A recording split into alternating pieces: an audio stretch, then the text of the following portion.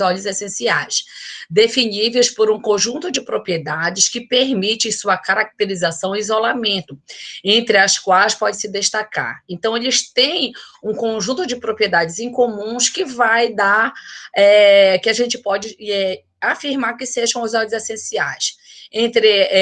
Para caracterizar e o isolamento, entre eles são a volatilidade, o aroma e o sabor, a insolubilidade em água, eles apresentam uma solubilidade limitada, não estou dizendo que eles são insolúveis, e solubilidade nos solventes orgânicos usuais. Eles são, como o primeiro já disse, né, a volatilidade, eles são extremamente voláteis, por isso, quando se faz extração de óleos essenciais, deve-se armazenar em recipiente hermeticamente bem fechado. O aroma e o sabor são característicos, a gente consegue, digamos, ao entrar num ambiente que estão manipulando alguma planta medicinal, a gente consegue sentir o aroma, o odor, né, deste óleo, e a gente logo diz, estou sentindo cheiro de canela, alguém está fazendo chá de canela, ou alguém está manipulando caatinga de mulata, e assim vai. O sabor também a gente consegue rapidamente distinguir um do outro. Esse sabor, eles são geralmente acre, ou seja, ácido, alguns são picantes. Quando a gente faz um chá de canela bastante forte, a gente sente uma certa dormênciazinha, um certo picante na língua, tá? A cor, quando recentemente extraído, eles são ligeiramente incoloros ou ligeiramente amarelados. Logo quando a gente extrai esses óleos, a gente consegue ver pela coloração dele um amarelado meio claro, tá? Alguns são límpidos. Poucos são os óleos que apresentam cor, como o óleo volátil de camomila, que apresenta uma coloração azulada pelo seu alto teor de azuleno. Então, a gente já teve experiência no laboratório de alguns óleos essenciais de coloração azul, e eu pedi para fazer novamente, porque poderia ser que o aluno possa ter contaminado com tinta de canetinha ao marcar o frasco. Estabilidade. Em geral, os óleos voláteis não são muito estáveis, principalmente na presença de ar, luz, calor, umidade e metais. Então, recomenda-se fechar ele em frasco do tipo âmbar, que é essa coloração aqui, esse frasco escuro, que a gente pode observar aqui, né, nessa imagem, tá? Ao abrigo de calor, seja na geladeira, numa temperatura de aproximadamente 4 graus Celsius, ao abrigo da luz, por isso que o frasco tem que ser escuro, tá? Bem fechado, hermeticamente fechado, por causa da presença, para não ter contato diretamente muito tempo com o ar. A maioria dos óleos voláteis ele possui índice de refração e são opticamente ativos, propriedades estas usadas na sua identificação e no controle de qualidade. Então, alguns eles contêm índice de refração e são opticamente ativos. A gente pode verificar que algumas das substâncias que nós vamos encontrar presentes nesses óleos essenciais.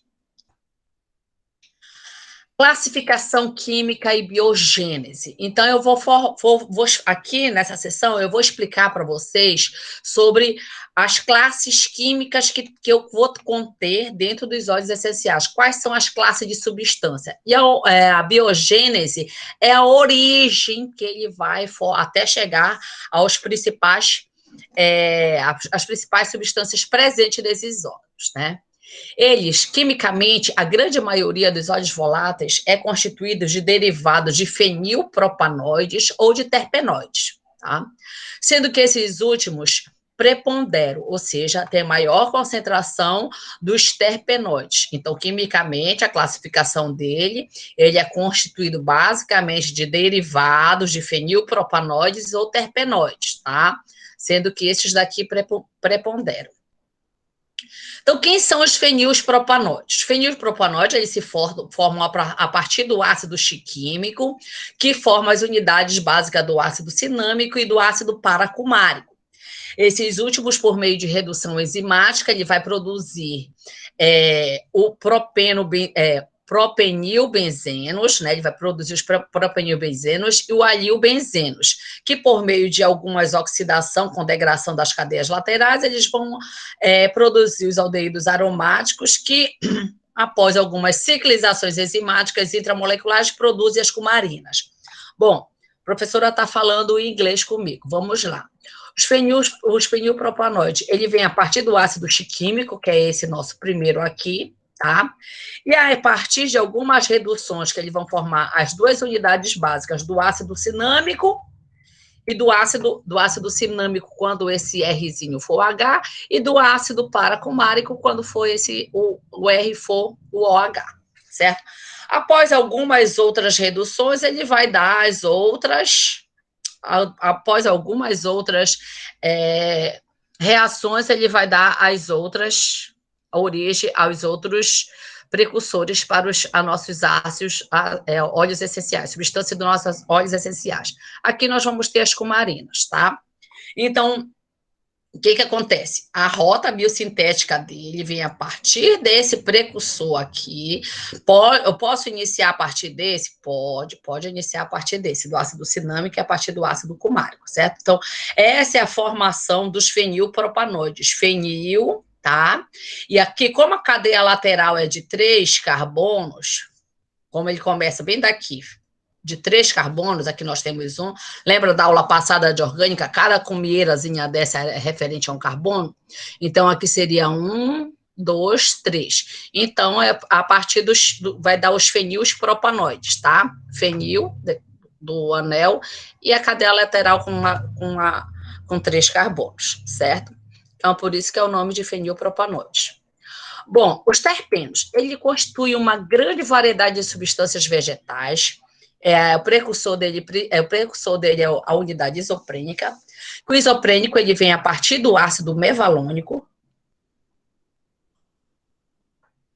Ele é formado a partir do ácido mevalônico. O esqueleto carbonado são formados pela condensação de número variado de unidades isoprênicas, ou seja, os terpenoides, a unidade básica dele é o isoprênico. Ele é sintetizado a partir do ácido mevalônico, certo? O ácido mevalônico vai dar origem ao isoprênico. Várias unidades isoprênicas, eles vão se condensar, tá? E vai dar origem aos esqueletos dos terpenoides, aos vários esqueletos de terpenoides, tá? Nos óleos voláteis ou óleos essenciais, predomina a condensação cabeça-cauda. Deixa eu ver se eu consigo mostrar para vocês. Bom, aqui, condensação de unidades de isopreno na formação dos terpenoides. A unidade isoprênica é essa aqui, tá? 5 carbonos, eu vou ter 1, 2, 3, 4, 5, certo? Eu tenho uma unidade de 5 carbonos. Essa unidade com 5 carbonos, eu tenho uma única unidade isoprênica.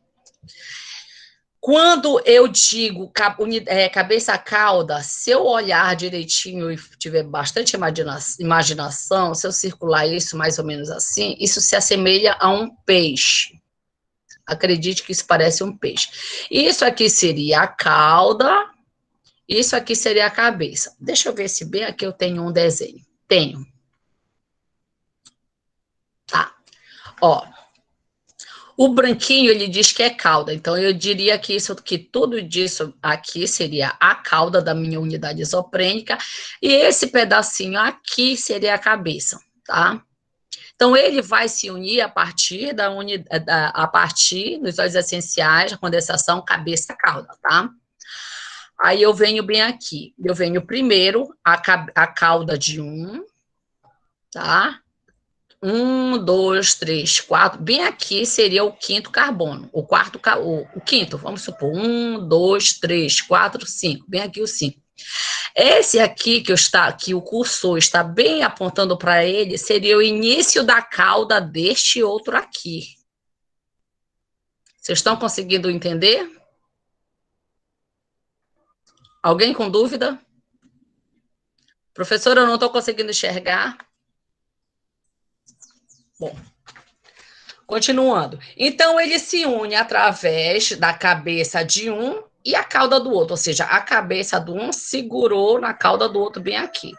Aí ele formou a junção de 2 unidades isoprênicas, ou seja, cada unidade tem 5 carbonos, então ele vai ter 10 carbonos, que vai ser os monoterpenoides, tá? Quando eu tiver 3, são os sexterpenoides, 20, o diterpenoides, e assim vai. Sempre pela união cabeça-cauda, tá? Vai ter um momento lá na frente que eles vão se unir cabeça a cabeça, mas aí eles já vão para uma outra classe de substância. Aqui ele mostra, tá, a formação, aí o fósforo ali, o pirofosfato, né, da unidade isoprênica, ele foi fosfatado, e a partir daí ele vai fazendo a junção dele pela união, né, de uma unidade isoprênica, tá aqui, a cauda, cabeça, a cauda do outro aqui, cabeça. Aí aqui a cabeça desse com a cauda desse, a cabeça desse com a cauda desse. E ele vai sofrer alguns rearranjos, tá? A molécula vai sofrer alguns rearranjos que ela vai dar essas vastas estruturas das substâncias que a gente encontra nos óleos voláteis, certo? Nos óleos essenciais. Então, aqui nós vamos ter o miceno, linalol, geraniol, pode haver reações de oxidação em alguma parte da molécula, tá? A cânfora, tujona, o mentol, tá certo? Carvona, limoneno, a mentona. Então, aí nós vamos ver esses várias estruturas de monoterpenos. Por que monoterpenos? Porque nós vamos ter 2 unidades isoprênicas, ou seja, vão ter 10 carbonos cada uma dessa estrutura. Quimiotaxonomia. Como eu falei para vocês, os metabólitos secundários, eles são restritos a um determinado taxo, né? A maioria deles, eles não são de ocorrência em todas as espécies vegetais, tá? Então, os óleos voláteis, raramente são encontrados em gimnospermas, certo? Raramente eles são encontrados. Em angiospermas monocotiledôneas, a ocorrência é relativamente rara, com exceção de algumas gramíneas e zingiberáceas, certo? No entanto, as plantas ricas em óleos essenciais, elas são abundantes, os óleos essenciais, eles são abundantes em angiospermas dicotiledôneas. Então, são espécies presentes nas famílias Asterácea, Lamiácea, Laurácea, Mirtácea, ok? Utácea, nós temos outros. Então, se eu pedir sobre a quimiotaxonomia delas, vocês vão me dizer isso aqui, tá? Dos óleos essenciais. Se você quiser estudar uma planta que contenha óleo essencial, você vai preferencialmente buscar nessas famílias, as espécies dessas famílias, certo? Há outras, mas essas são as mais conhecidas e estudadas. Onde esses óleos essenciais, eles são localizados na planta? O que eu vou pegar? Raiz, caule, folha, flor, né? Então, eles estão localizados nos aparelhos secretores, tá? São as células secretoras, os tricomas, que são aqueles espelhinhos, né? Que a gente encontra em algumas plantas, e ali eles ficam concentrados, e é a partir dali que a gente vai fazer essas extrações. E nas células, a gente também tem algumas outras células secretoras também que a gente pode encontrar, tanto em raiz, né, como a gente tem o patchouli, que a gente... não sei se vocês têm conhecimento, mas acredito que sim, sobre festa junina, que utiliza muito patchouli, que é cheiroso. Antigamente utilizava muito para perfumar guarda-roupa, colocava aqueles maços de patchouli dentro de uma sacolinha como é o nome de filó, que é aquele panozinho que se faz mosquiteiro, colocar no guarda-roupa para espantar barata, essas coisas, traças, certo? Sempre os antigos, sempre utilizado. Até hoje, Ribeirinho utiliza muito isso. Eles retiram não só o patchouli, mas eles retiram outras ervas e colocam, fazem isso, tá? Nas glândulas ou canais secretores, né, que a gente pode observar aqui, algumas glândulas de canais secretores, de algumas células, bolsas secretoras, algumas elas formam essas bolsas. Por quê, gente? Porque alguns, como já se trata de óleo, eles não têm miscibilidade com água, né? Então, eles vão ter que ficar encapsulados em alguma parte ali do nosso vegetal, tá? Quais são algumas das propriedades farmacológicas desses nossos dessas nossas substâncias presentes nos óleos essenciais. Nós temos ação antissépticas, rubefaciente, secretolítica, diurética, e assim vai, certo? Mas lá na frente eu vou mostrar mais algumas para vocês. Fatores de variabilidade. Então, o que acontece? A gente encontra esses óleos essenciais nessas famílias, mas muitas das vezes a gente vê trabalho que estudou com uma determinada espécie vegetal e que a pessoa encontrou o óleo essencial ali e quando vai estudar em em um outro local, verifica que também ele não consegue encontrar essas mesmas substâncias. E isso aí tem vários fatores que eu já expliquei na aula anterior para vocês, mas eu vou reforçar aqui. A composição de óleo volátil de uma planta é determinada geneticamente, como todo metabólito secundário. Como eu falei para vocês, a determinação de cada classe de metabólito secundário numa espécie vegetal ou em uma espécie animal, dependendo do que tipo de metabólito que eu estou querendo, ele é determinado geneticamente, sendo geralmente ele é específico para um determinado órgão e característica para o seu estado de desenvolvimento. Mas as condições ambientais são capazes de causar variações significativas. Também já expliquei isso para vocês. Vão se localizar, se concentrar em um determinado órgão. Isso é determinado por fatores genéticos da espécie, mas também o ambiente pelo qual o material está ali presente, o material vegetal está ali presente, aquele ambiente vai influenciar na concentração maior ou menor concentração do metabólito secundário. Então, alguns aspectos determinantes da variabilidade são abordados, né? Um deles são os quimiotipos. A ocorrência de quimiotipos ou raça química é frequente em plantas em óleos voláteis. Seriam aqueles vegetais idênticos, mas que se diferem quimicamente. Ou seja, a gente pode verificar algumas espécies conhecidas como caatinga de mulata, em que ela vai aparecer com características de 26 quimiotipos, tá?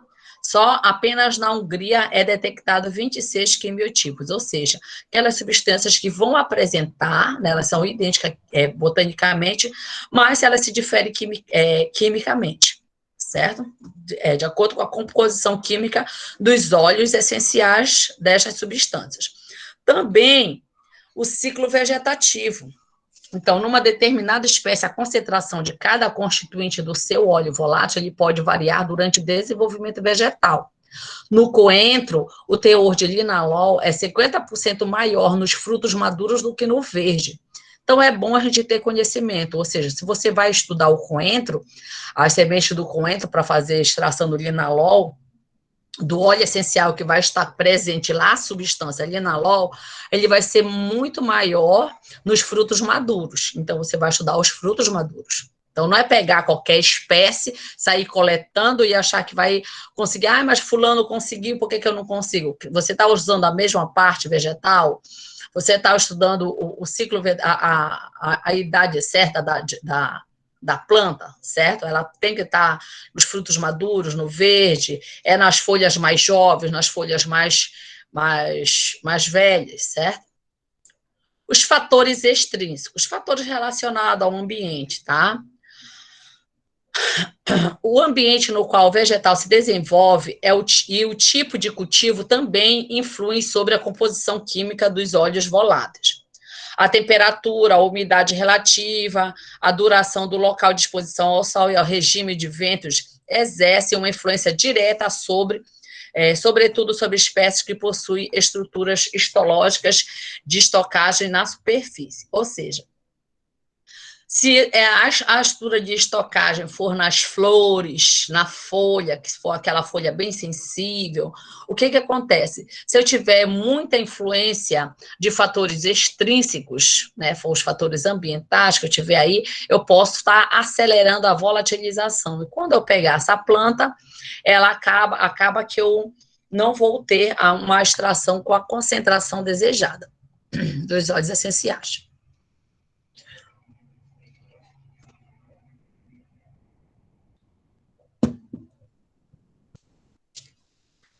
Já em vegetais, em que a localização ela é mais profunda, a quantidade de óleos voláteis ela é mais constante. Como nós podemos ver no hortelã pimenta, da família Lamiácea, que quando é cultivado em dias longos, eu vou ter uma maior concentração, né, desses óleos essenciais quando comparado com os dias mais curtos. Processo de obtenção. A labilidade dos constituintes dos óleos voláteis explica por que a composição dos produtos obtidos por arrasto a vapor difere da mistura dos constituintes inicialmente presentes nos órgãos secretores vegetais. Durante o processo de destilação, a água, a acidez, a temperatura, ela pode provocar hidrólise de ésteres, rearranjo, isomerização, rancenização e oxidação. O que é que acontece? Quando eu vou fazer por extração de arrasto a vapor, eu preciso colocar o óleo, o material vegetal num recipiente contendo água. Esse sistema, ele é fechado. A água vai aquecer no estado de ebulição dela, ela vai evaporar e com isso ela vai arrastar esse material, esses óleos essenciais. O que acontece? É uma temperatura de 100 graus Celsius para poder colocar a água em ebulição. Isso pode provocar hidrólise, rearranjo, rancenização, oxidação. Então, isso quer dizer que possa ser que a composição química que eu tenho ali no óleo essencial já seja de algum artefato, ou seja, alguma alteração que provocou.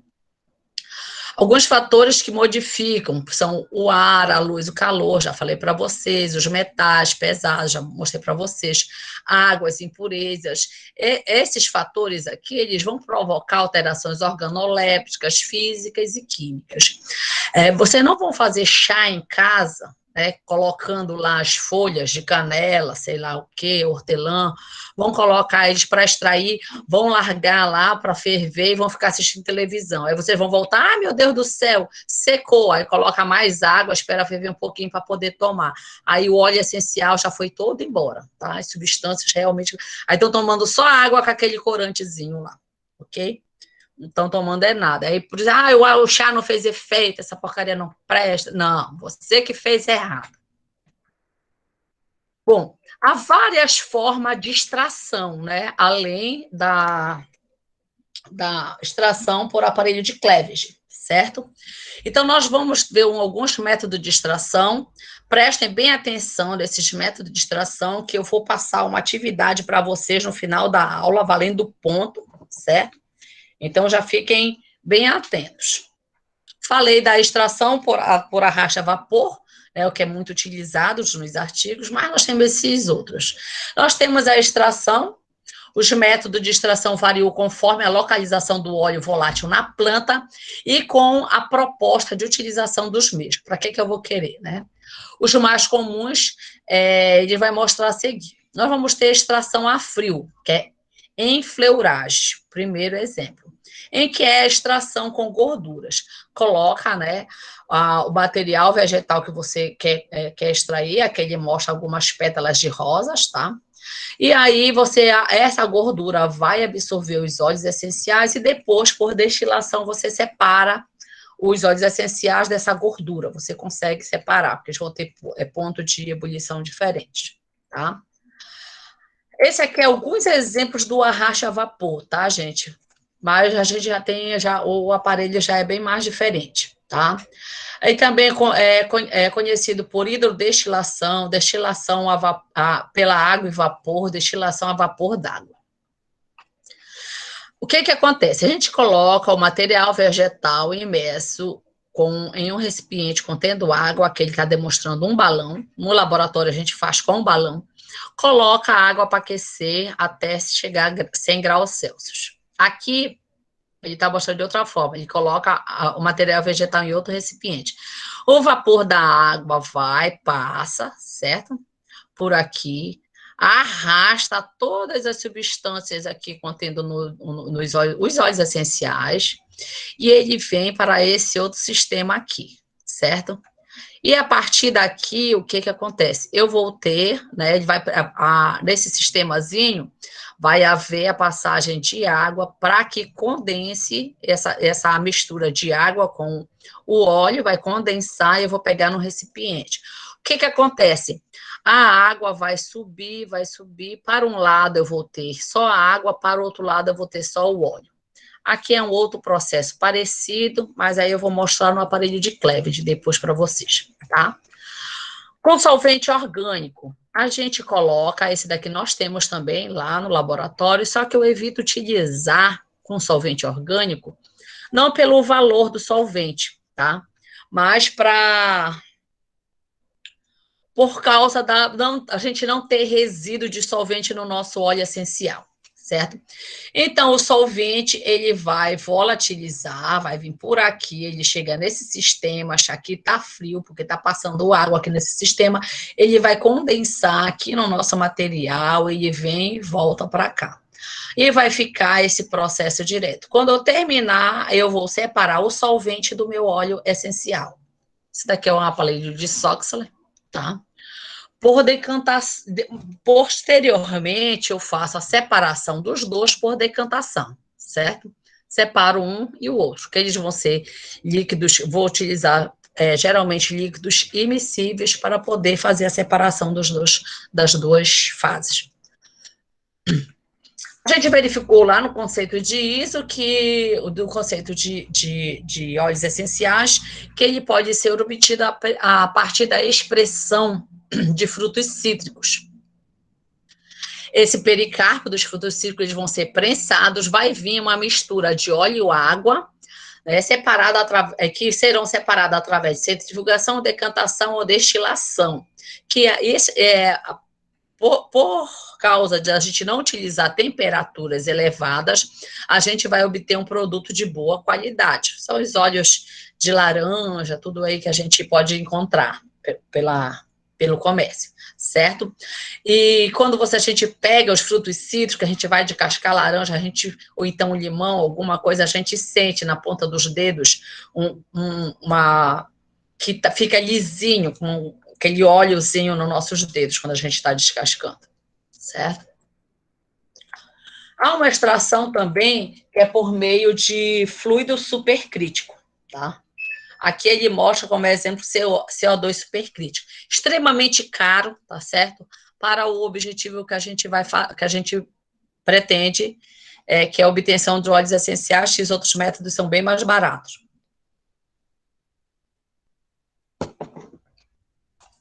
O CO2, ele é liquefeito através de uma compreensão. Essa compreensão seguida de um aquecimento, tá? Esse CO2 supercrítico, ele é comprimido de uma forma que ele fica quase que um líquido, uma característica entre o vapor e o líquido, e depois que ele é aquecido, ele faz a extração do óleo. Depois disso, a gente coloca ele para voltar ao estado gasoso e a gente vai ter apenas o óleo puro, já separado do material que a gente quer.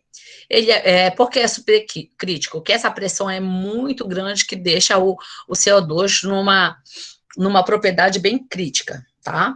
Então, aí a gente vai ter, um método de extração bom, mas ele é extremamente caro.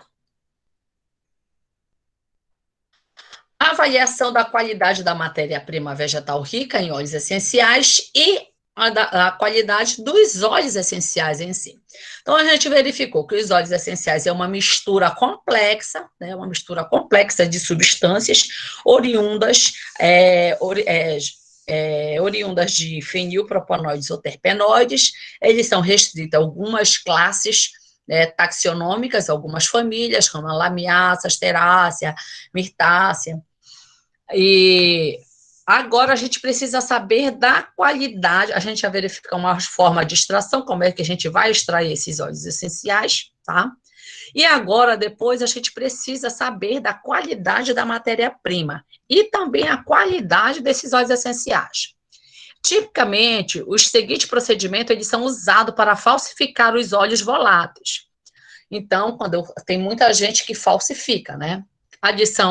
Um dos métodos de falsificação, né, de adulteração, é a adição de compostos sintéticos de baixo preço, tais como álcool benzílicos, ésteres de ácido fitálico e até hidrocarbonetos clorados. É adicionado esses compostos sintéticos junto aos nossos óleos essenciais. Mistura do óleo volátil de qualidade com óleos de menor valor para aumentar o rendimento. Então, faz uma mistura de um óleo que é extremamente, tem um grande valor no mercado, com um óleo que ele não tem tanto esse valor, só para aumentar o rendimento. Adição de substâncias sintéticas, que são os compostos principais do óleo em questão. Então, muitas das vezes, ele pega o óleo, ele enriquece com a substância sintética. Enriquece, que eu digo, ele aumenta a concentração lá dentro do óleo, tá? Falsificação completa do óleo através de mistura de substância sintética dissolvida num veículo inerte. Então, pega um veículo qualquer, pega as substâncias que são presentes nesse óleo e joga ali dentro. Então, pronto, eu falsifiquei meu óleo, vamos supor, de menta, camomila, tá? Rosas, essências de rosas, né? Sendo assim, há vários métodos que podem ser utilizados para a gente avaliar a qualidade desses óleos e da matéria-prima vegetal. Esses métodos eles são classificados em métodos organolépticos, físicos, químicos e físico-químicos, tá? Aí vai depender de que tipo de material que eu quero para a gente fazer esses testes. Os testes organolépticos, eles não são usados, tá, gente? Assim, para indústria. Ninguém vai colocar uma pessoa para ficar provando e cheirando o óleo para ver se está ou não falsificado. Porque ali eu posso ter algumas substâncias cancerígenas, e a gente ainda, a farmacopeia ainda preconiza já alguns testes, mas são mais para algumas outras, esses testes organolépticos, mais questão de alguns critérios mesmo, para a gente saber que tem um cheiro e um sabor característico. Então, vai depender, cada uma vai depender do tipo e da quantidade da amostra que a gente vai analisar, tá? O rigor que a gente quer nessa análise, né? Se eu quero realmente a concentração restrita mesmo daquela nossa substância, da nossa infraestrutura, né, que a gente vai ter no laboratório. Vamos supor, se a gente vai fazer um laboratório extremamente, com muitas estruturas, a gente vai fazer os testes, os melhores testes possíveis. Alguns, nós vamos ter os testes organolépticos, né, que são os mais evidentes de um óleo, que é o seu odor, a gente consegue sentir o cheiro, né? Para avaliar a qualidade de um óleo volátil, de uma matéria-prima, a gente pode também, voltando, controle da identidade e da pureza, tá, gente? Para a gente avaliar a qualidade do óleo volátil, da matéria-prima vegetal, ou de um medicamento contendo óleo, ele é necessário dispor de informações analíticas sobre a identidade e a pureza da matéria em questão. Então, a gente precisa já ter essas informações para a gente fazer esse controle de identidade e da pureza. A gente pode verificar através de identificação botânica da matéria-prima, tá? Já teve uma aluna estudando uma espécie vegetal que ela continha óleo essencial, e a gente começou a ver as características completamente diferentes, fizemos novamente a identificação da planta, e a gente foi verificar, era um quimiotipo, tá? Então, não tinha. Outro aluno também começou a fazer um estudo de doutorado, e lá para um bom tempo, ele fazendo o isolamento dos óleos essenciais, eu já comecei a verificar que na literatura dava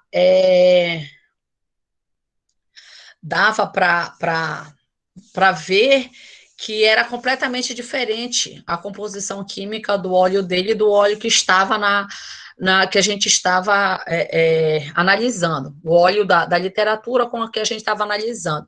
Nós fomos verificar, também eram 2 quimiotipos, nós tivemos que separar e poder fazer, e ainda não tem a identificação dos 2 quimiotipos, a gente está fazendo agora, recentemente. Se Deus quiser, até julho a gente termina, tá? Então, esses pequenos detalhes. Tem gente que começa a fazer um trabalho, e isso eu vou fazer, já tenho um projeto para identificação, que tem gente que começa a trabalhar com uma planta, um determinado produto natural, e depois que vai escrever o artigo, que vai fazer vai defender, verifica que não é a planta, que a identificação estava errada. Tem muitas aqui no estado do Amapá, tá, gente? Eu vou pegar vou não sei se eu vou puxar uma briga muito grande com um bocado de gente, mas tem muita gente estudando planta identificada erroneamente. Então, nós vamos fazer agora um compêndio de todos esses trabalhos na região norte, com plantas. Os meninos do PET não estão nem sabendo desse projeto, mas eles vão estar trabalhando com isso. E a gente vai fazer a correta catalogação e identificação das espécies. Não vou dizer o trabalho do fulano, do ciclano está errado, a gente vai dizer que as plantas do estado do Amapá, fulana tal, fulana tal, fulana tal, o correto é esse. Tem algumas identificações bastante erradas. Tem gente que faz trabalho e só vai identificar próximo da defesa. Aí vai ter que mudar tudo, vai ter que mudar referencial teórico, resultado, vai ter que pedir desculpa para a revista e assim vai. Então, primeiro a gente começa já pela identificação da matéria-prima vegetal, como aconteceu com o Alex, né? Ele passou, acredito que um ano trabalhando com uma planta, né, com a mistura das duas, e a gente foi ver no meio do caminho que, graças a Deus, foi apenas um ano, né? Mais um ano, assim, para quem está trabalhando, extraindo, comprando planta, fazendo extração, isso, aquilo, é muita coisa. Teve também uma outra aluna que, graças a Deus, foi no primeiro mês que ela identificou, professora, não é a minha planta, não é a minha planta. Eu disse, então vamos logo verificar o que é, o que não é, e olhando, fazendo a identificação da folha, de tudo. A gente teve que esperar ela poder ter frutos para a gente identificar corretamente. Teve numa disciplina de gnosia também, acredito que semestre passado, que uma aluna pegou uma espécie e dizendo que era tal planta, a gente pegou, fez, olhou rapidamente, depois, quando foi na hora de fazer os testes fitoquímicos, epa, isso daqui não é. Não é ela, ou ela trocou, não troquei, professora. Aí já foi com a mãe dela, já foi pegar mais, a terceira vez já foi mais, ela quase que acaba a planta da pobre da senhora de onde ela fazia a coleta. E aí nós fomos fazer. Quem conseguiu identificar foi uma pessoa lá do Jardim Botânico do Rio de Janeiro, que inclusive vai estar no nosso livro.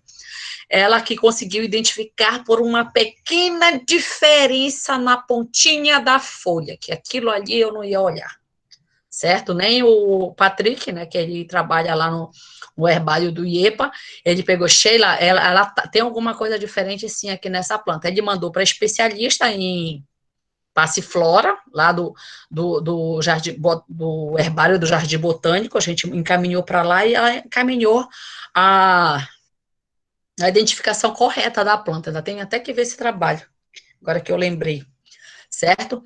Então, a gente precisa logo, primeiramente, fazer isso. Depois, a gente precisa fazer o estudo dos óleos essenciais, tá?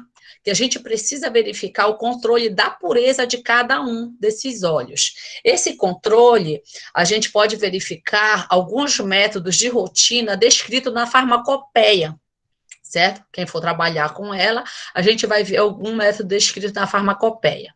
Vou falar alguns aqui, que é fração solúvel em água, tá? Com este teste é possível detectar a presença de substâncias polares, tais como álcools, glicóis, éteres de glicólico, acetato de glicerina. Ou seja, os óleos essenciais, eles são pouco solúveis em água, tá? Não são muito solúveis em água. Então, a pessoa te vende um óleo, mas eles são miscíveis em álcools, glicóis, éteres, tá? Então, a pessoa te vende um óleo com essa mistura com a adição dessa substância. O que é feito para verificar? Ele vai ser adicionado, esse óleo, numa solução saturada de cloreto de sódio, ou seja, água com sal. A mistura vai formar duas fases, que era a água e o óleo, né? Uma fase oleosa e uma fase aquosa. Então, se isso ocorrer, né? Como isso vai ocorrer, a fase oleosa, ela não pode alterar-se. Ela não pode ficar. Se eu tiver, digamos, misturo com água, a parte que for solúvel, que está misturada, o óleo que estiver misturado com essa substância aqui, essa substância vão passar diretamente para a água. Então, eu tinha, digamos, 10 ml do meu óleo essencial. Opa, vou misturar com água e esse hidróxido de sódio. Agora ficou 2 ml apenas de óleo. Por quê? Diferença, o restante água, o resto óleo, porque essas substâncias passaram para a fase aquosa. Então, diminuiu a quantidade de óleo. Então, ali eu já vejo que eu não tenho óleo puro.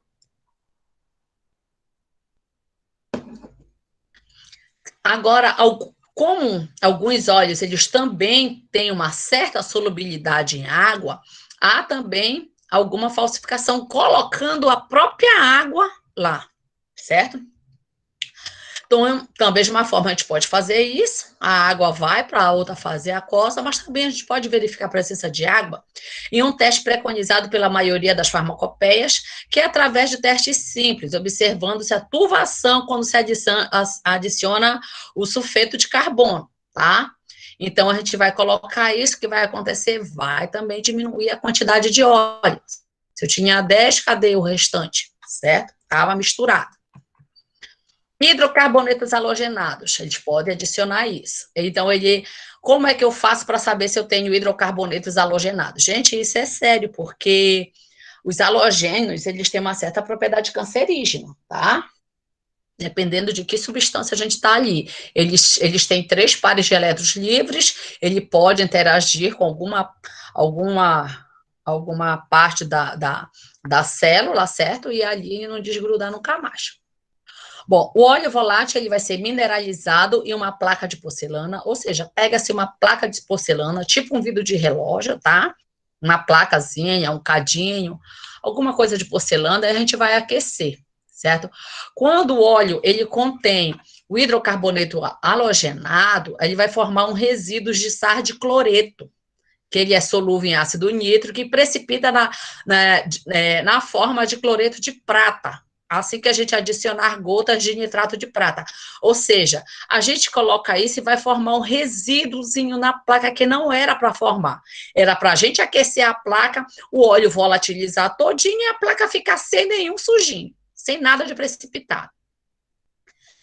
Presença dos metais pesados também pode ser outro teste para a gente verificar se o óleo é de boa qualidade, que ele trata-se de um saio limite, né? É realizada com extração do óleo volátil com uma solução de HCl, ácido clorídrico diluído, tá? Ou seja, ácido clorídrico em água, a gente vai adicionar o óleo ali nessa solução.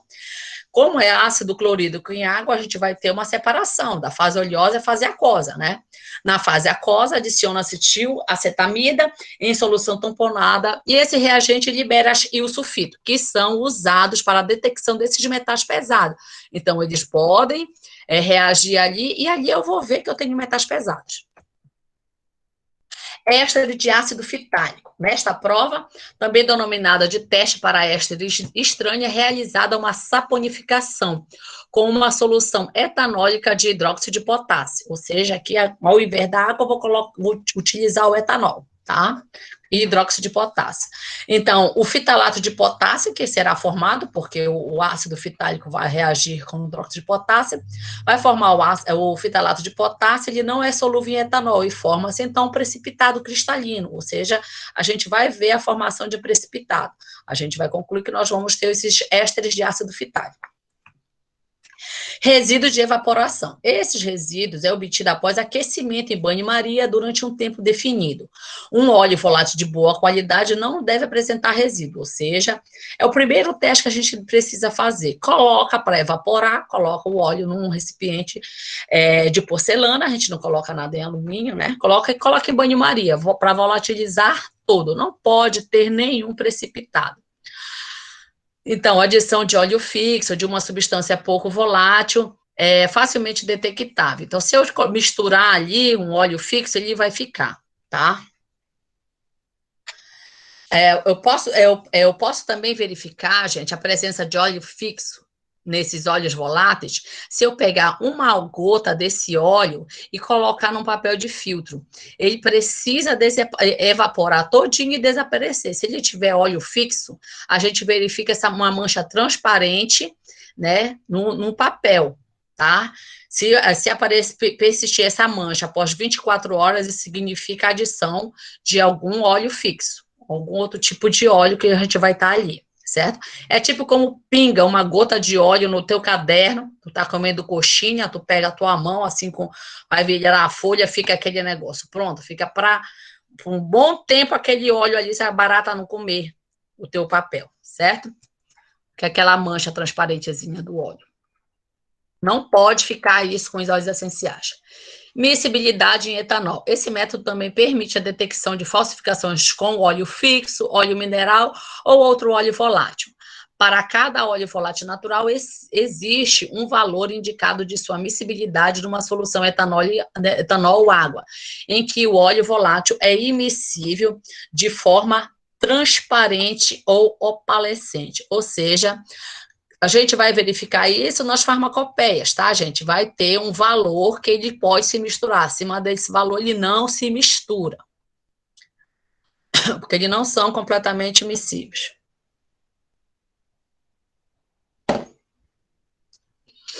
A análise quantitativa dos componentes dos óleos voláteis. Então, a gente pode verificar, uma das análises é ponto de solidificação, que além de poder ser utilizado para uma avaliação qualitativa, esse parâmetro ele pode ser usado também para uma análise quantitativa, quando a substância principal do óleo volátil é aquela que existe em maior concentração. Então, a farmacopeia europeia, ela preconiza a determinação do ponto de solidificação do óleo de cresol, ortocresol, quando se quer determinar a concentração de eucaliptol em óleo essencial. Então, a gente vai ter esses valores todos em farmacopeia, tá? Para a gente poder saber. Determinação alcalimétrica de álcools terpênicos após acetilação.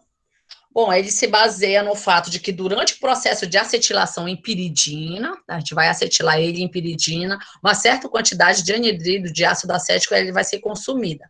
Essa quantidade, ela pode ser analisada após hidrólise do anidrido com água, através de uma titulação de ácido acético com hidróxido de sódio, a gente vai fazer essa titulação.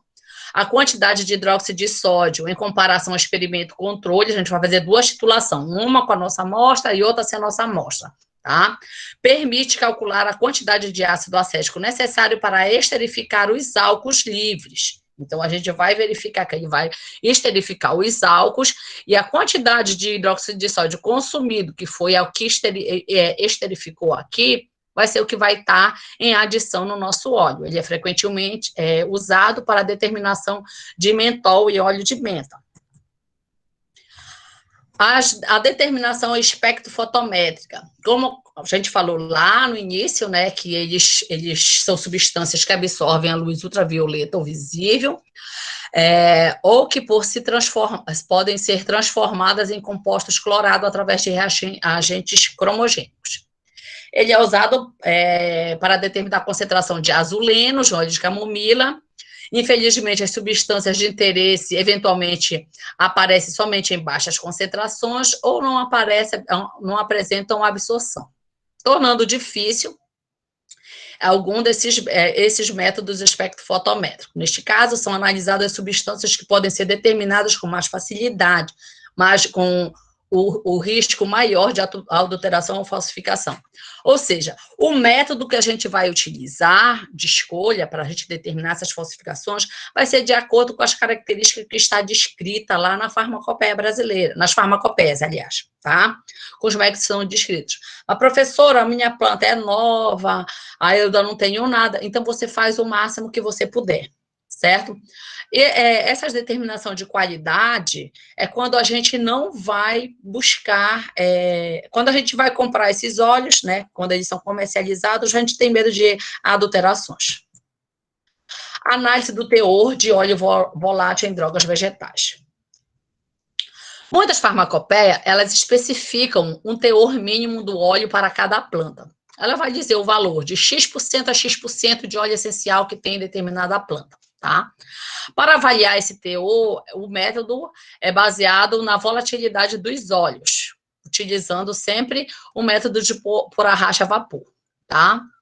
A gente é utilizado o aparelho do tipo Clevenger, tá? Devido ao formato do aparelho, o método somente funciona com óleos voláteis que tenham um peso específico menor do que 1, ou seja, que ele vai ficar na superfície da água, o óleo, quando extraído. Para usar um aparelho de Clevenger com óleos voláteis com peso específico próximo ou maior que 1, é necessário adicionar um volume conhecido de xilol, mistura um pouquinho de xilol, e aí essa mistura vai ficar na superfície, a gente consegue separar, tá? E depois a gente tira o xilol do óleo.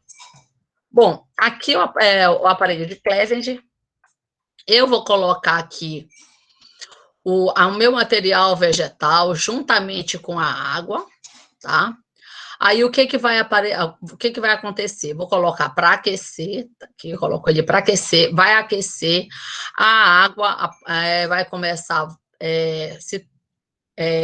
passar para o estado de vapor, certo? Vai por aqui, ele vai começar a subir para cá. Bem aqui eu vou ter um aparato que ele vai estar com água para refrigerar isso aqui. O que acontece? A água vai condensar junto, ela arrastou o óleo essencial que estava aqui no meu material vegetal. Vai condensar e vem para cá, tá? E ele vai encher isso aqui, essa torneirinha vai estar fechada. Esse daqui ele vai encher tudinho isso aqui. Aí vem para cá. Na parte superior, a gente vai ter o óleozinho bem aqui. Tem uns que aparecem um pouquinho, tem outros que aparecem muito. E aqui ele vai continuar nesse ciclo. Quando ele estiver mais ou menos aqui, uma altura maior que essa aqui, só vai passar por aqui para voltar a água. E vou ficar apenas com o óleo aqui, tá? Depois que eu terminar todo o processo, eu abro a torneirinha, tiro a água e outro recipiente eu coleto o óleo, certo? Esse que é o aparelho de Cleves.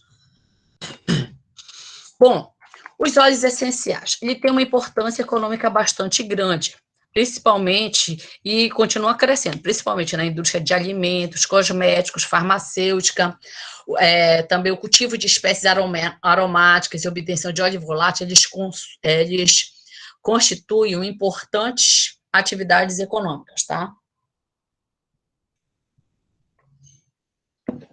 Na nossa região, a gente consome bastante, né? Ervas que contêm óleos voláteis ou óleos essenciais, tá? Como remédio, como alimento.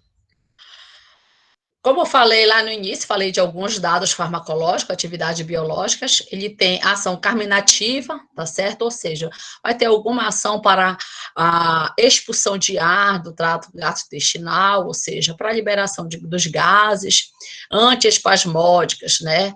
Que ele pode diminuir ou mesmo suprimir as cólicas que nós vamos ter, porque ele vai reagir na musculatura lisa intestinal. A ação estimulante do sistema do aparelho digestivo, certo? Ele pode estimular o apetite, tem gente que toma algumas substâncias para estimular o apetite, certo? A ação cardiovascular, que ele pode provocar algum aumento no ritmo cardíaco e da pressão arterial, então tem que verificar quais são as plantas que pode utilizar, tem gente que tem problema cardiovascular e não pode usar determinadas plantas, tá? Ação irritante tópica, certo? Então, algumas delas podem causar um efeito rubefaciante, né, deixar meio avermelhado, sensação de calor e, em certos casos, até uma sensação de anestesia, tá? Ação secretolítica, em alguns, podendo o quê? Provocar atividade secretora de epitélio respiratório, facilitando a fluidificação, expulsão de muco, tá? Para alguns problemas respiratórios, nós temos eucaliptos, anis estrelado, nós temos o próprio limão, nós temos o alho, né? Tem gente que faz para aerosol de alho, né, com limão, ferve um pouquinho, depois que estiver saindo só aquele vapor, coloca uma toalha na cabeça e fica cheirando aquele vapor daquela mistura, né, para melhorar a respiração.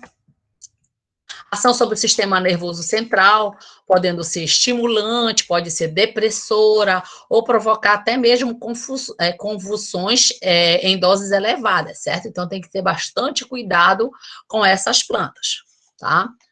Não é porque é natural que não faz mal. Toxicidade.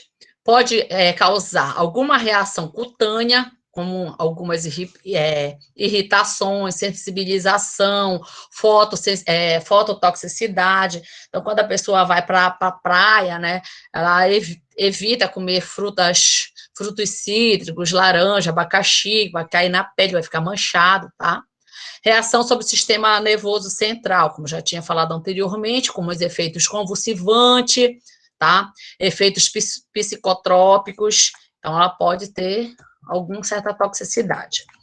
Outro método, gente, que é muito utilizado para a gente que é para detectar a composição química dos óleos essenciais, verificar a qualidade de óleos essenciais, é por meio de cromatografia, meio cromatográfico. Bom, a cromatografia, ela é uma técnica baseada na separação da distribuição dos componentes de uma mistura entre um fluido, uma fase móvel e uma fase estacionária, tá? Fase estacionária, ela pode ser um sólido ou um líquido depositada num sólido inerte, empacotada numa coluna ou espalhado por uma superfície, formando uma camada fina. Ou seja, eu vou ter... Deixa eu ver se eu vejo aqui. Aqui eu posso mostrar melhor para vocês. Isso daqui eu posso dizer que é uma cromatografia em coluna. Eu vou ter uma coluna como se fosse um cano, tá? Só que aqui na ponta eu coloquei, eu diminuí aqui essa pontinha aqui do cano, tá? Eu recheei essa coluna, vedei bem aqui, recheei essa coluna que ele diz com carbonato de cálcio. Mas aí o que eu vou fazer? Tipo, quando eu tivesse colocado areia aqui. E aqui eu coloco um extrato do meu material, então ele mesmo líquido. Então ele fica, essa parte que está aqui dentro, ela fica estacionada. Se eu jogo solvente, vamos supor uma água, uma acetona, qualquer coisa, ela vai embora para cá. Então ela vai, tipo como se estivesse lavando essa areia que estivesse aqui dentro. Então, eu chamo isso aqui que vai ficar parado de fase estacionária, isso que se move através dela vai ser minha fase móvel. Eu coloco o meu material aqui. Então, eu tenho uma mistura uma matriz com uma mistura de substâncias, tá? Daquele diz que é mistura de pigmentos. Ele vai jogar o solvente e o solvente vai vindo eluindo tudo por aqui e vai sair por aqui. Essa mistura vai ter uma hora que ela vai ter afinidade com a fase estacionária e outra hora, alguma classe dela vai ter afinidade com isso aqui. Quem tiver afinidade com o éter, ou seja, com a fase móvel, vai se deslocando junto com a fase móvel até sair pelo orifício da coluna. Quem não tiver, vai ficando na coluna, vai vindo. Tem uns que vai ter mais afinidade, né? Ah, eu vou atrás dele, pronto, vem embora junto, do mesmo jeito. Outros têm média afinidade, outros têm menor afinidade, outros não têm nenhuma afinidade. E aí eles se separam.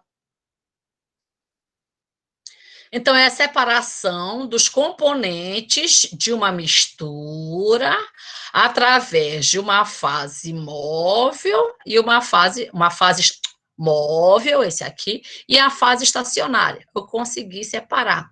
Esse é a cromatografia, tá? Então, consigo separar. Tem vários métodos cromatográficos, mas o princípio básico é esse. Então, ela envolve uma série de processos de separação de misturas, acontece pela passagem de uma mistura através de duas fases, uma estacionária e uma móvel, né? A interação dos componentes da mistura com essas duas fases é influenciada por diferentes forças intermoleculares, incluindo iônicas, bipolar, apolar e específicos efeitos de afinidade e solubilidade. Ou seja, se eu tiver aqui um componente que vai se ligar nessa fase estacionária que formou uma reação covalente, nunca mais ela sai daqui. Da mesma forma, pode formar uma afinidade muito grande com isso aqui, que só vai separar, né, quando eu eliminar esse solvente, tá?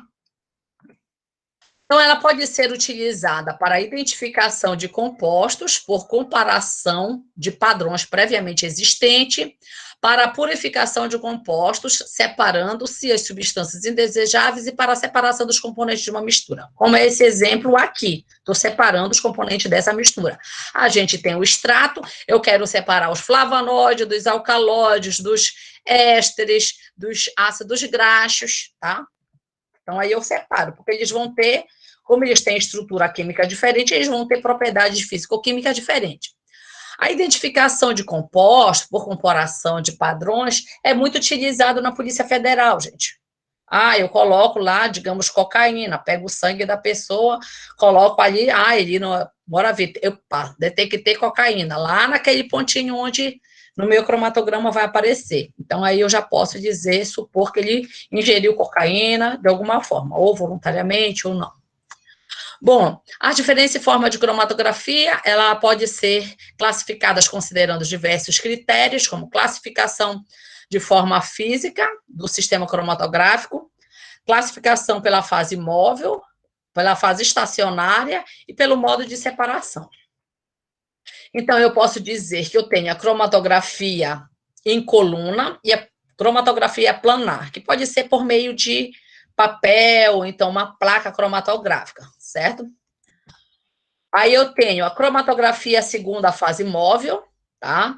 A fase móvel é o que vai arrastar, né? Então, eu posso ter ela líquida, do jeito que eu mostrei ali com éter, gasosa, no lugar do éter eu forço a passagem de um gás, e cromatografia supercrítica, no lugar do éter eu forço a passagem de um fluido supercrítico na coluna, tá? Claro que ela não vai mais ser de vidro, vai ser de um outro material. Classificação pela fase estacionária empregada, certo? Quando a fase estacionária, elas distinguem-se entre fase estacionária sólida, líquida e quimicamente ligada. Ou seja, ao invés da areiazinha que eu utilizei como exemplo, eu posso utilizar um líquido ali, tá? Em que ali vai passar ou outro líquido ou um gás, tá? Quimicamente ligada. Posso utilizar uma fase estacionária que foi modificada em laboratório, né? Que ali no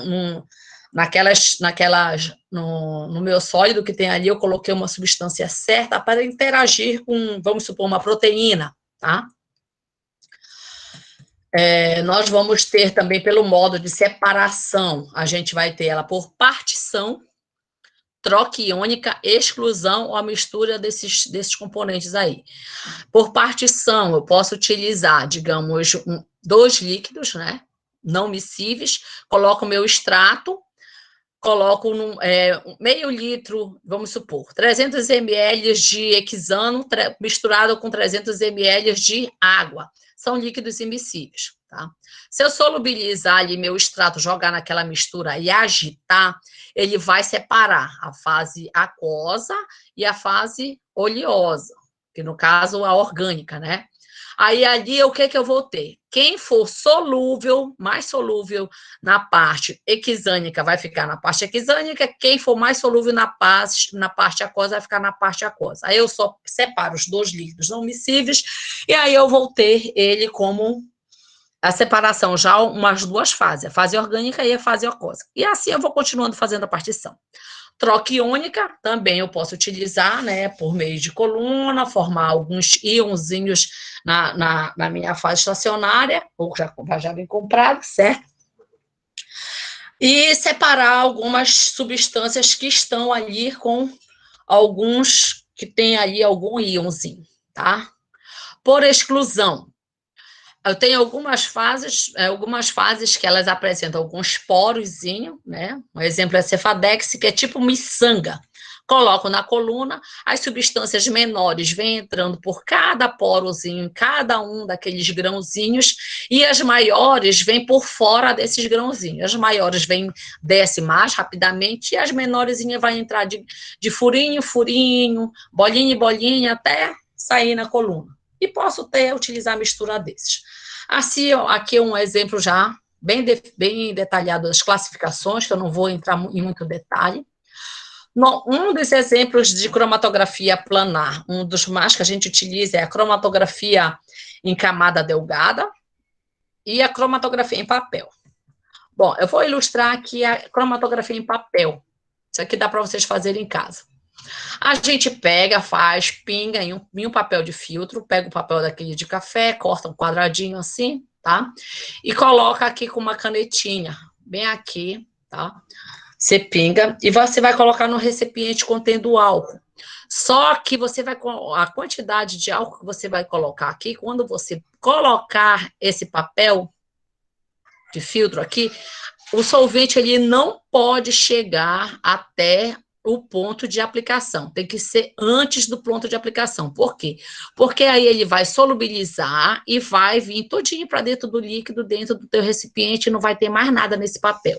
Então, é antes. Por quê? Porque o solvente vai subir por capilaridade, vai arrastar as substâncias aqui. Ou seja, o solvente vai, vamos falar bem, de forma que a gente possa entender, vai ensopar esse papel e ele vai ensopando e vai subindo tudo isso aqui. Isso a gente diz que ele está subindo por capilaridade.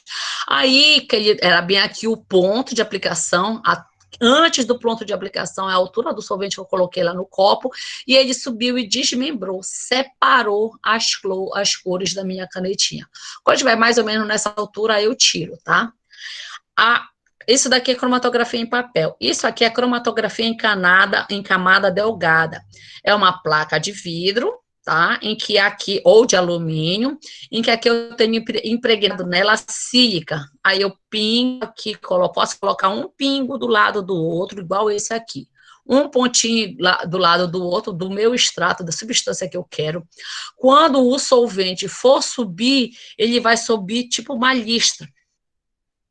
Aí vocês conseguem observar que bem aqui em cima dessa parte verde tem uma partezinha amarela, então já está separando, tá? Então eu coloco no recipiente, ele vai subindo normal por capilaridade, né? O solvente vai subindo aqui e vai dar para a gente fazer isso. A gente vê isso muito rotineiramente dentro de casa, aquela pessoa que faz café, coloca o café no fundo do papel de filtro do café, joga água só no café, e por capilaridade a água sobe todinha na superfície do papel. A gente não molhou o papel, mas a gente verifica que o papel ficou todo marrom, ou seja, subiu toda aquela substância que estava ali no café. A cromatografia líquida clássica, que é essa em coluna que eu mostrei para vocês, que eu já coloquei, vou colocar a mistura de substâncias, né? Nós vamos ter a fase estacionária e aqui nós vamos passar por ela o nosso solvente. Quando eu passo o nosso solvente, vai haver a migração, né, dessas substâncias, dessa mistura de substâncias e a separação, tá? De acordo com a afinidade. O que que eu faço? Aqui eu estou conseguindo enxergar. Algumas vezes no laboratório a gente não enxerga essa migração diferencial. Aí eu coleto só o que eu tinha aqui de vermelho, tiro, aí depois eu tiro, fico coletando só o solvente, depois eu venho coletar só a parte verde que eu consegui separar. Em extrato, gente, é muita substância, é muito flavonoide que a gente vai ter lá, é muito alcaloide, tá? Cromatografia líquida de alta eficiência é o HPLC, tá? Que é o mesmo processo disso aqui, só que já vai ser automatizado, tá certo? Então, eu vou utilizar lá altas pressões, a coluna vai ser de um aço, e a fase vai ter mais controlada por computador, certo? Então, dessa forma que vai acontecer pelo CLAI. Nós vamos ter lá, ao invés de a gente ficar olhando aqui qual é o verde, o vermelho, alguma coisa, lá a gente vai ter, lá a gente vai ter detectores, em que ele vai absorver a radiação ultravioleta, e no computador ele vai me dar um gráficozinho em que eu vou saber, né, quais são as substâncias, qual foi o tempo que ela saiu na coluna, tudo bonitinho. É lindo isso aqui. O mesmo processo nós temos, só que é cromatografia gasosa. Ao invés de um líquido, né, a fase móvel vai ser um gás, tá? Então, ele é muito utilizado para algumas substâncias orgânicas ou inorgânicas, e ele é muito aplicado, gente, para óleos essenciais, tá? Para a identificação dos componentes do óleo essencial. Você trabalha com óleo essencial, você vai precisar utilizar a cromatografia gasosa. Geralmente, ela é aplicável com o detector dela, o espectro de massa, então, a cromatografia gasosa acoplada ao espectrômetro de massa, vai se acoplar os dois equipamentos, tá? E a gente vai fazer a análise. Então, nós vamos ter os tipos dela, nós vamos ter cromatografia gasosa gás sólido e cromatografia gasosa gás líquido, em que as fases estacionárias ou é sólida ou é líquida, respectivamente, né? Esse aqui é um cromatógrafo gasoso, é parecido com o que eu utilizei no meu doutorado, tá? Bem antigo já, certo? A gente utilizava para fazer uma análise prévia e depois a gente mandava para um outro mais sofisticado. Então, os componentes básicos nós vamos ter o gás, o gás de arrasto, injetor, a coluna, detector, o forno de temperatura controlada e o computador. Geralmente, a gente não pode inserir substâncias líquidas, nós não podemos injetar algumas substâncias, porque eu vou quebrar essa minha coluna. Tem gente que pode injetar qualquer coisa. Não, o nome já se fala, cromatografia gasosa. São substâncias que são voláteis, que eu vou poder utilizar aqui. Não posso utilizar matrizes muito complexas, então ela é muito utilizada para os óleos voláteis. Então, aqui eu tenho o meu gás de arraster, tá? O gás de arraster, geralmente, vai ser as substâncias que eu vou utilizar é o hélio. A injeção é convencional, a gente injetava aqui, né, alguns microlitros aqui. Isso aqui é o fornozinho superaquecido, se transformava em vapor, vinha para a coluna, e aqui na coluna ele iria separar, como se estivesse separando, essa coluna aqui é a espiral, mas como se estivesse separando lá na nossa coluninha de vidro, tendo o vermelho, o azul e tudo. Só que aqui está lá dentro desse equipamento. Essa coluna está aqui dentro, a gente não consegue enxergar, não sabe o que está acontecendo lá dentro. Então, quando passando de 5 minutos, ele vai detectar uma coisa, então ele vem com um pico para cima. Detectou outra coisa, outro pico para cima. Detectou outra coisa, outro pico para cima. E assim ele vai, tá? Aí ele vai formar esse cromatograma aqui, que ele, no início, ele verificou uma concentração elevada de uma determinada substância, aí outra aqui, bem pertinho dela, passando um tempo outra, passando outro tempo outra. Então, assim, a gente vai detectando. Esse forno, ele vai ter, esse forninho aqui, ele vai ter temperaturas controladas, tá? Quem vai dizer qual é a temperatura é você. Você não adianta dizer, porque eu quero análise dessa amostra no cromatógrafo gasoso. Você tem que saber as características do seu material. Ninguém vai fazer para você. O detector fica logo na saída da coluna, tá, gente? Ninguém vai fazer isso para você se não saber, tá? Você precisa colocar a sua temperatura inicial, o tempo, de quanto tempo que aumenta a temperatura, e assim vai, certo? Uma separação eficiente, tanto para cromatografia gasosa como para cromatografia líquida, os picos, tá? Eu preciso ter uma diferença do tempo de diluição entre os picos. Quanto mais afastado, melhor. Porque isso aqui que ele quer dizer que aqui começou a sair uma substância, chegou até aqui e acabou lá na coluna, saiu, certo? Aí eu tenho que ter um espaço, um intervalo de tempo entre uma e outra. Aí aqui, quer dizer, a primeira a sair foi essa, né? Não, a primeira a sair foi essa. Aí a segunda, aí agora começou a sair uma outra substância e vem aqui, aí acabou bem aqui, e assim vai. Uma separação que não é boa é desse tipo aqui. Começou a sair a substância, ela vai terminando de sair. Aí, caramba, começou a sair a outra junto com essa aqui. Ou seja, bem aqui, nesse pedacinho aqui, eu vou ter a mistura das duas. Então, não dá para coletar, certo? Aí ele vai, separa aqui. Ou seja, não fica bem separadinho. Eu preciso ter, para eu separar, eu preciso ter aqui o maior afastamento entre as bandas. Esse daqui é um exemplo de um cromatograma de um óleo essencial, tá? Ele dá aqui um óleo volátil.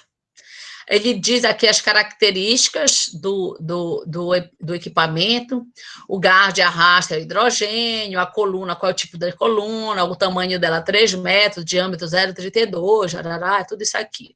A injeção é 1 microlitros, a temperatura inicial é de 200 graus Celsius, tá? Vai aumentando de 25 a 35 a cada 1 minuto, até chegar a 145 em 5 minutos, e depois 5 minutos ele permanece mais 5 graus a cada minuto. O detector é esse aqui que ele colocou, tá? E aí ele consegue, no primeiro, antes de 1 minuto, ou em 1 minuto, bem aqui, Eu acredito que... Não, esse daqui é o ponto morto. Aí eu tenho a minha substância número 1, que saiu bem aqui, que tem uma quebrinha bem aqui. Aqui eu tenho o número 2, aqui eu tenho o número 3, aqui eu tenho o número 4. Aqui o número... Então, ele vai dando tudo isso aqui, tá? 28 substâncias, certo? Deu 28 substâncias. Aí ele conseguiu identificar todas essas substâncias aqui no óleo essencial, certo? Uma mistura, na verdade, ele fez uma mistura de componentes voláteis. Aí ele conseguiu identificar todas essas substâncias aqui. Aí, professor, o que é isso aqui? Ah, essa daqui ele não conseguiu identificar, tá? Algumas pessoas mandam para fazer e vem um ponto bem aqui no meio, aí diz que identificou. Foi 100% identificado? Não, não foi 100%. Foram identificados mais de 90% dos compostos presentes nessa amostra. Esse daqui ele não conseguiu identificar, tá? Só que ele não conseguiu identificar. Para óleos essenciais, há no equipamento uma biblioteca, que eu posso fazer comparação com as minhas amostras, com a biblioteca do equipamento e com a literatura. Eu vou dizer, opa, vamos supor que o 24 é o tolueno. Aí eu vou verificar o tempo de retenção, se foi em 24, mas precisa ter nessas condições. Se não for nessas condições, eu posso verificar variações. E tem também, quando ele tem um detector de espectro de massa, ele vai dar a massa de cada um desses aqui, tá? Espectro de massa de cada um desses. Esse daqui é só o cromatograma.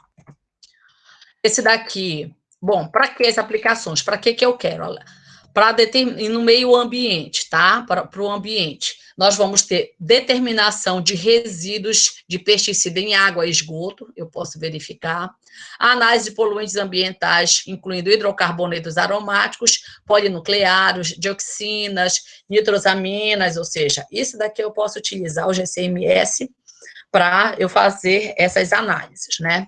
Na indústria, desenvolvimento de metodologia para caracterização química de combustível, monitoramento de processos industriais em alimentos, determinação de antioxidantes, nutrientes ou contaminantes, determinação de metodologias para estudo de resíduos de agrotóxicos em alimentos. Então, vou colocar todos os agrotóxicos lá, como se fosse isso aqui, aí vai dar, eu vou ter uma biblioteca com todos os agrotóxicos que eu posso encontrar em alimentos, aí eu injeto o meu alimento. Aí eu não posso ter ninguém no mesmo lugar desses picos iguaizinhos, tá?